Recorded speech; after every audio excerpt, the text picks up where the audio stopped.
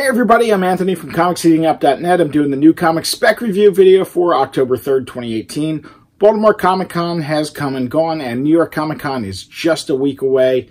Great week for comic releases and news coming up, so that's something you want to pay attention to. It's going to be a huge week this week. There's a ton of new releases out, so let's get right into the comics.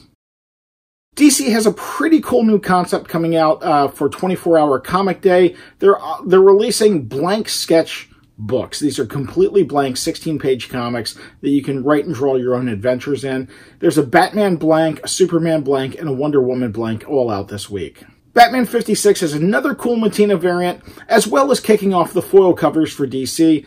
These will not be short printed, and they're going to be easy to find, but they're going to be cool pickups all the same. Deathstroke 36 also has a Matina variant worth grabbing. Keeping with the Killer Bee trend, Harley Quinn 56 has another great Frank Cho cover. Frank Cho is always a fan favorite and a crowd pleaser with these covers. I mentioned the Batman foil cover, but there are a few more foils worth looking at this week. Curse of Brimstone number 7, Green Arrow 45, Green Lanterns 56, Unexpected number 5 all get the foil treatment. Border Towns number 2 follows up the hit first issue. This is a must grab for me. Book to note, Nightwing number 50 John Boy Myers B variant is limited 1 copy at Midtown. It's worth looking at. And finally, Wonder Woman and Justice League Dark Witching Hour number 1 has an awesome Riccardo Federici cover worth looking at.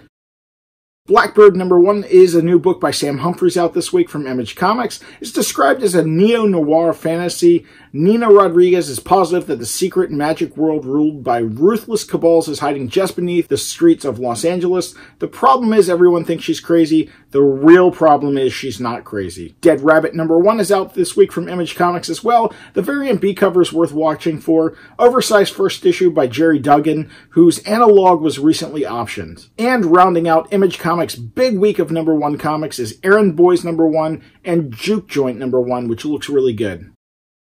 Cosmic Ghost Rider number 4 is out, and Donny Cates is a fan favorite. No telling what will be in this book. Expect some mashups, I'm pretty sure. Deadpool number 5 has a sick-looking A cover just in time for Halloween that's worth watching for. Shatterstar number 1 brings the sword-wielding X-Man to his own series.